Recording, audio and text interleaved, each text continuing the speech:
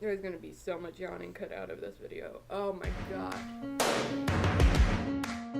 What is up, everybody? My name is Jaime. Today, I've got some coffee, I've got some book questions, and I've got some books. And that means we're doing a tag, y'all. We are doing the Philosophers and Psychologists book tag.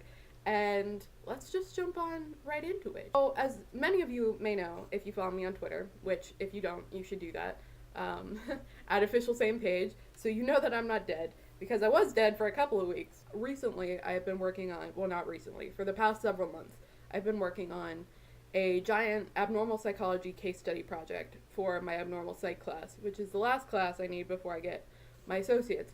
Woo! I just turned mine in. Holla praise! So now I am totally free to do bookish things, which is wonderful, except for the fact that I am in a giant book slump, y'all. I also haven't slept regularly in like weeks. So your girl's eyes are going to be red, her nose is going to be running because she lives in North Carolina and the pollen is as thick as freaking snow outside.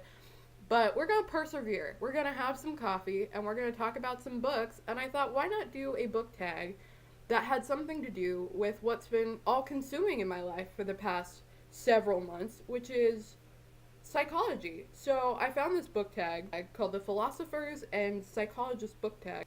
Also, I have a fan down here because it's ridiculously hot in North Carolina. So if you see the hair blowing or the curtains moving, it's because of the fan. So I found this tag on YouTube, but it was originally created by Miriam Fry on her blog Between Lines in Life, which I'll leave in the description below. So let's start with the questions, shall we? Question numero uno. The big one. Everyone knows him. Everyone loves him. I think that's debatable. It's a philosopher. Plato. Which popular book is one of your favorites? My answer for this one, it would be The Darkest Minds by Alexander Bracken. As you can tell, I am currently rereading this. I forgot how much I love this book. It still holds up. I know that it's not everybody's favorite, and I probably read it at the time where if I would have read it now, it would have been a lower rating. But this makes me really nostalgic. I saw the trailer for The Darkest Minds, which I have a podcast review of because my video recording just didn't want to do what it wanted to do. After watching that, I was like, I really am in the mood, which is strange because I'm in a book slump, in the mood to reread The Darkest Mind. If you have not read these, I highly recommend it. I'm actually rereading these, and I never got around to Through the Dark because it came out after all the series came out. So now I'm reading these, and then reading a novella from that, and then reading another one of these. So I'm partway through Never Fade, which I'm realizing I didn't remember anything from, which is great, because I was like, for a while, I was like, oh, I'll just skip Never Fade, like it wasn't one of my favorites from what I can remember, and I'll just skip right into In the Afterlife. And my library doesn't have the audiobook either, so I was like, I know enough of this to move on to the next one. No, I didn't. But this would be my Plato, which is great because Chubbs probably has read Plato at some point. That just seems like up his academic alley. The second question. Socrates. He was so passionate about the things he taught, but in the end, he had to die because of them. Name your favorite tragic hero. That my favorite tragic hero is, by far, hands down, Antigone from Sophocles' Antigone. She's just a badass, man. She's sort of, when I read her the first time around, I was like, you are a little twerp, because she's like, I'm just gonna, like, revolt for my country, and, like, be really whiny, and, like, a teenager that hasn't thought things out. But, like, after playing her, she's a teenager, which is difficult anyway. She just lost her brothers in a war, which she's fighting to get them buried like a normal, decent human being should be. Her whole political system is about to be upthrown, and she doesn't have any place she doesn't fit into the court like Ismene does, so she really doesn't fit into her society, and I think she's just like really depressed and has nothing left to lose. So she just goes and she's like, if I'm gonna go down, I'm gonna go down with a fight. Like, I'm gonna impact the world and like change society as we know it and like make people think about things. Number 3. Carl Rogers. He was famous for his very client-focused, humanistic approach. What's one of your favorite character-focused books? There isn't much of an action-packed plot, but it's more of a character study in there. My answer for number 3 would be Looking for Alaska by John Green. I have 2 copies of it because I love it so much. And I haven't reread it in a while, but there's not really that much plot-wise that happens. I know people don't like this book, 1, because of the writing, and 2, because they think that Alaska is just a manic pixie dream girl. And I get that, like, she totally is, but I also have a soft spot in my heart for this book. I think that I read this book at the right time for it to be influential for me, and so now it's just sort of a nostalgic read. And there's not much of a plot, though. It's just sort of them having shenanigans at this boarding school, and then having their lives changed by this girl. Number 4, Howard Gardner, a psychologist of the newer generation. A recently discovered new favorite. Eliza and Her Monsters, hands down. I could read that book probably back to front a million times and never be done with it.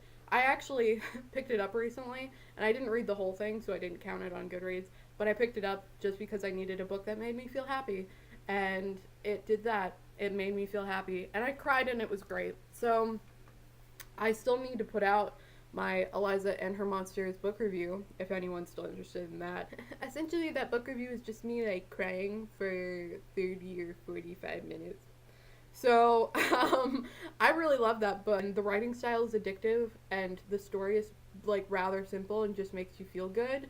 And the anxiety rep and panic attack rep is great, and I love it. So, Eliza and Her Monsters, hands down.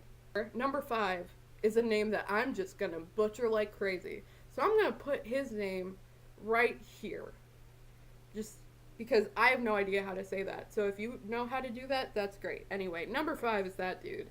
He's a philosopher who opens your mind and makes you rethink everything you knew before. Which book introduced you to a different opinion on a topic you thought you already knew everything about? There isn't necessarily a book that allowed me to learn something new about something I thought I knew everything about.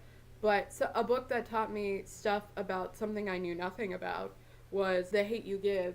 I read this book right after I read Dear Martin, which I highly encourage you to read them sequentially or together, because they make a great pair if you just want to do that. Also, Tyler Johnson Was Here just came out, and it's in the same vein, so if you can get your hands on that, highly recommend. Also, the cover for that is just gorgeous. I didn't know anything about the Black Lives Matter movement. It's not something that I'm a part of. It's not something I've ever had to be a part of, which is just made me realize the privileged situation that I was in.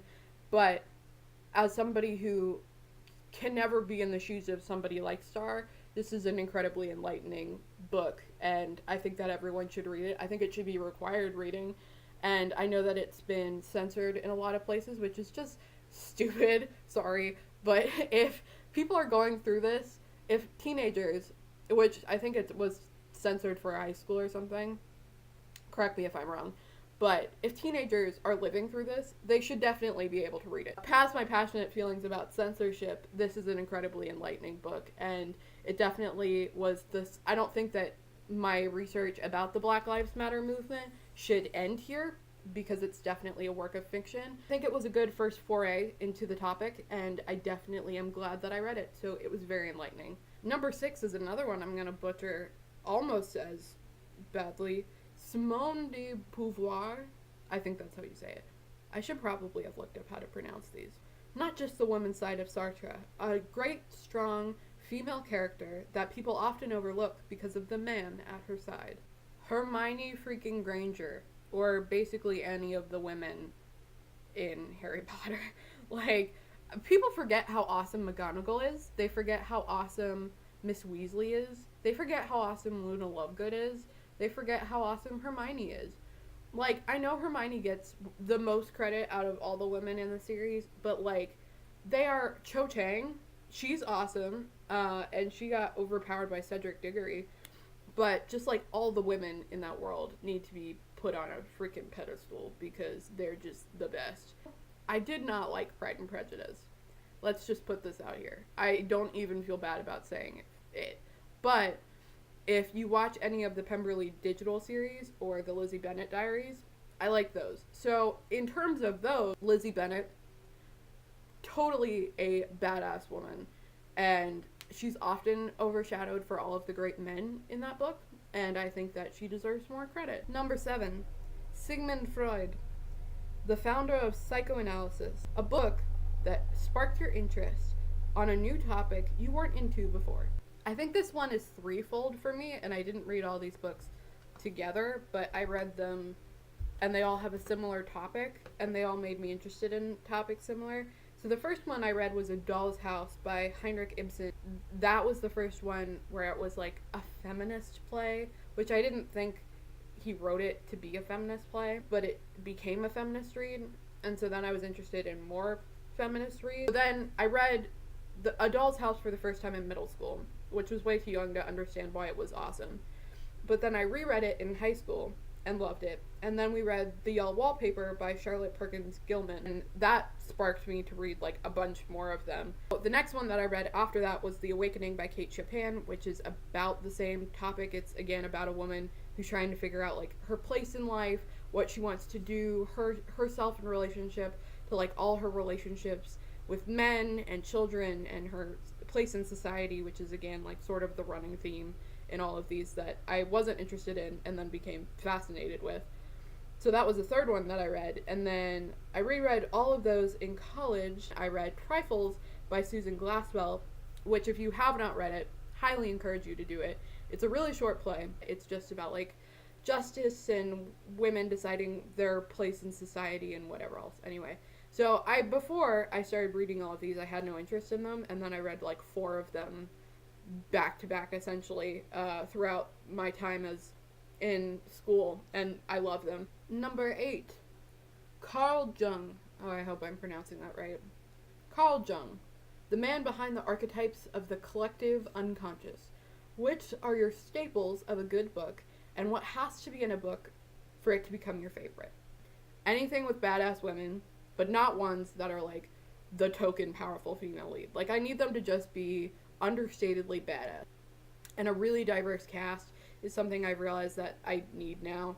I need books to be diverse, not because the author wrote a whole book and then was like, crap, I need to put a bunch of diverse characters in there because that's what's popular now. Those are not my favorite books. My favorite books are when they're just diverse because that's the way the world is, and that's what people want to see. They want to be represented in literature. I am really into like close family relationships or close friend relationships, like anything where there's like a group of people, like in The Darkest Minds or Eliza and Her Monsters, or even Simon versus the Homo Sapiens Agenda, where there's just like a group of people that are very tight-knit, that love each other a lot. Like friendship love is one of my favorite things that I see in books. Like friends being willing to do things for other friends is just something I adore. So that, strong family relationships, strong sibling relationships. Oh, another trope that I love, which is just something you don't see often, but overlapping stories is like one of my favorite things.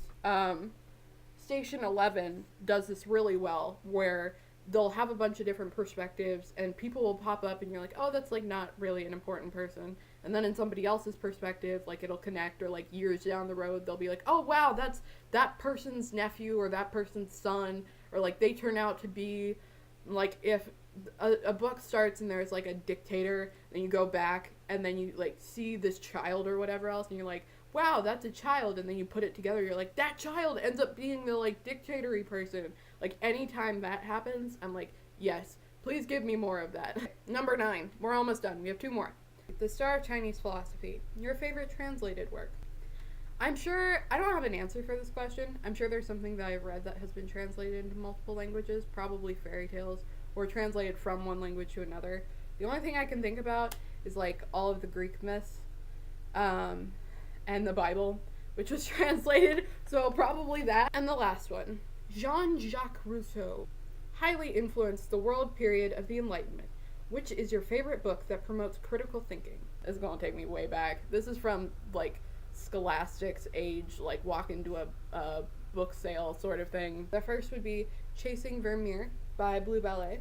Not only is the book centered around a mystery, but there are also these like frogs that are like all throughout the pages, and so throughout the book you have to look and like see where the frogs are, and there's one in every, I think there may not be one in every picture, but there's one in like most of the pictures, and so it's up to you to find where they are. And it takes you a little bit to find them all. So this one, also The Mixed Up Files of Mrs. Basil E. Frankweiler.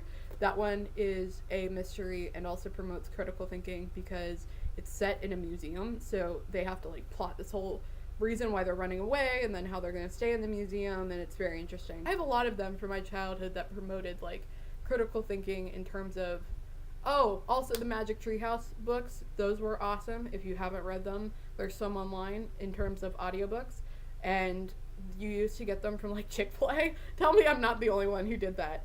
But you used to get like CD-ROMs from Chick-fil-A, and you could like play audiobooks of them, and you would collect them. They had to solve the puzzle or like solve whatever they were doing in the world to get back out through the treehouse, and they couldn't leave until they did it. So those definitely promote critical thinking. So that is it. I'm out of coffee. My lipstick's all messed up, and I'm out of questions. So that means that our tag is done. Thank you for joining me on the same page. I'm sorry that my eyes were watery and my nose was running. Thanks for putting up with that, and I will talk to you later.